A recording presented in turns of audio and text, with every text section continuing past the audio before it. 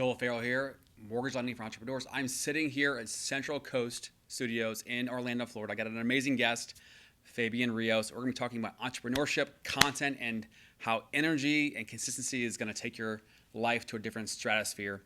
Every day she gets on my stuff, and she sends. Right. Now, on TikTok, there's content creators. Now, per video, if it goes viral, or it goes a lot of numbers, whatever, then eventually they start paying you. For every 1,000 views, now it's about views. 1,000 views, they're giving you $5, $10, $20. Imagine you keep talking about, so just to wrap it all in, now you make a video, you talk about your brand, but you have a roach come by. Now they're going crazy over the roach. Now everybody's like, check out this video, check out this video.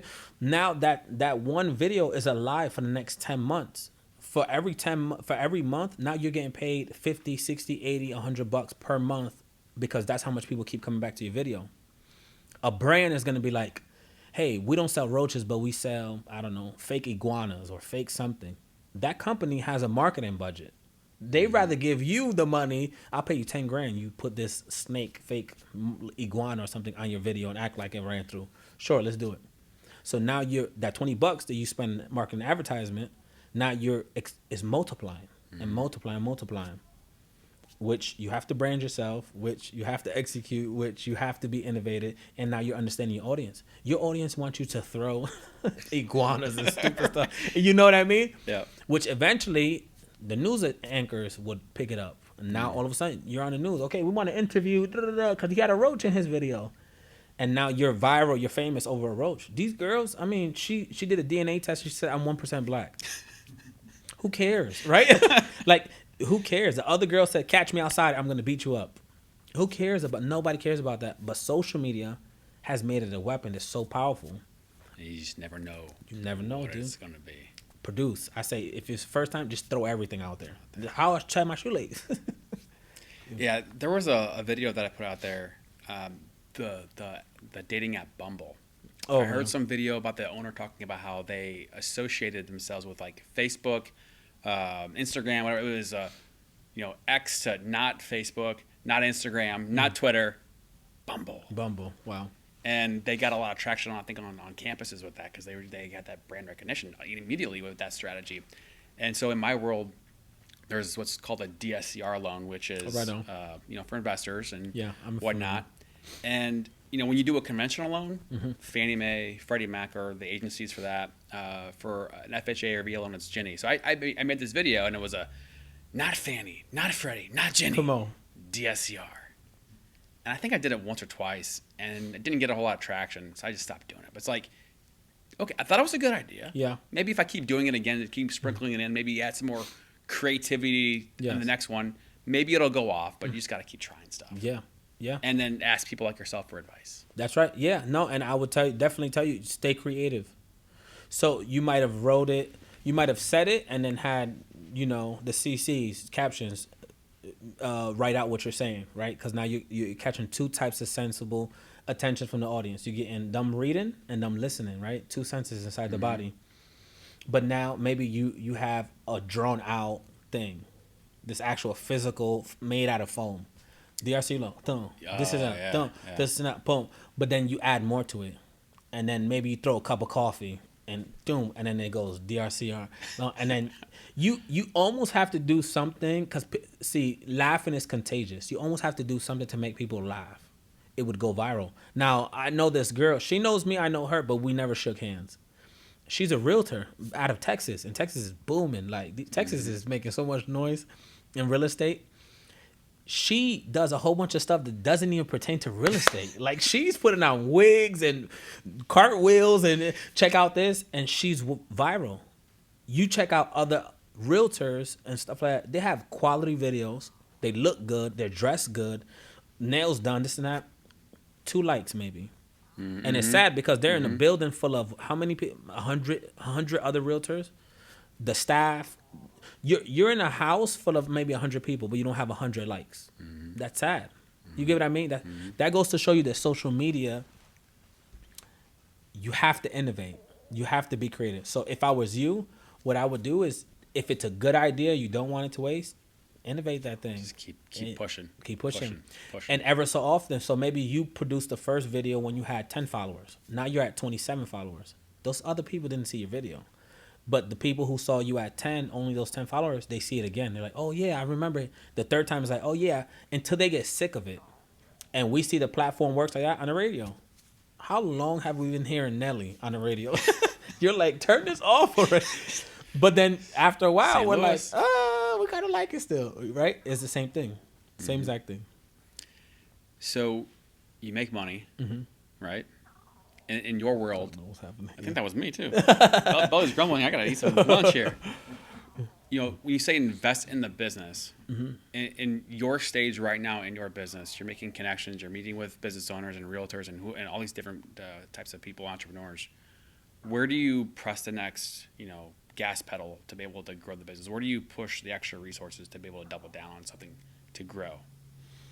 I think you got to be okay with being uncomfortable.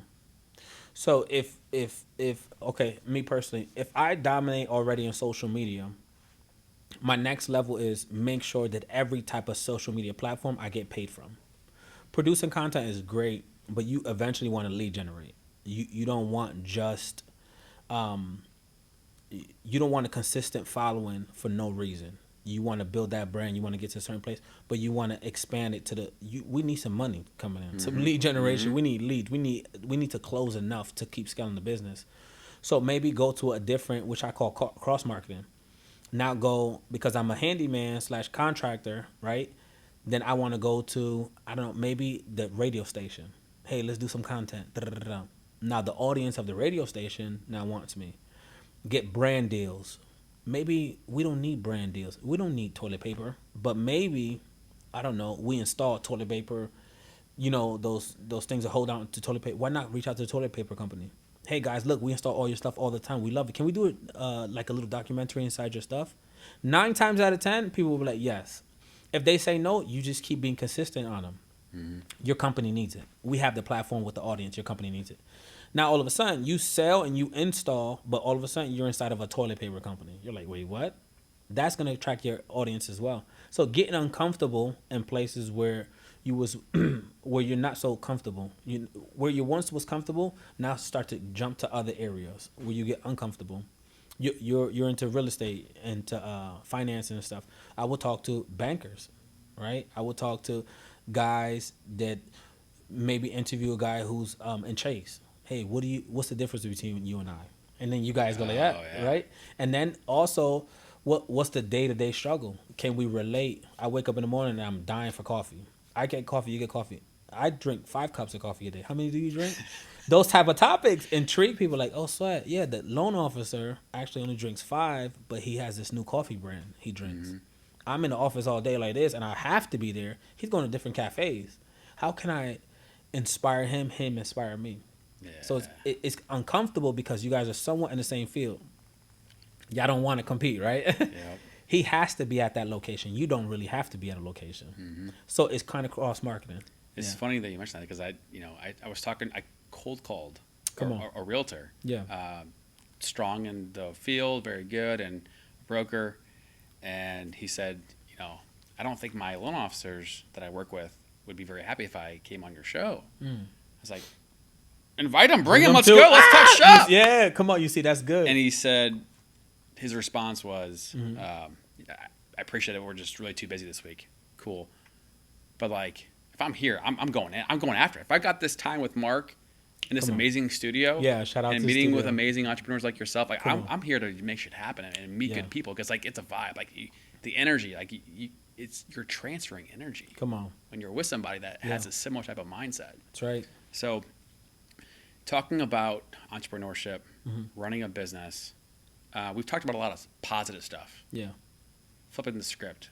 What's a challenge or a hurdle or stuff that you have to deal with that makes it challenging? Man, and I'm going to be very relatable and very vulnerable because I want the audience to understand that this is real life, right?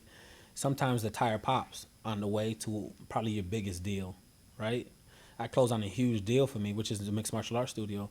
It's probably a deal that's going to help me, and not only financially, like in so much other ways. It's little. I never completed this. I'm still in the middle of it. I haven't completed it, and I got 4 other retail stores just like that. They want me, and I didn't even complete this. And I'm excited to go, and all of a sudden, my car engine blows, and I'm like, Lord Jesus, there's no way. So now I have to tell the guy, hey, listen, I know you sent a deposit, but I can't show up. So it looks really bad on me. Did you just take my money? You know, that's what it looks like. Yeah. Then I'm like, no, this is reality. Look, so I have to prove myself.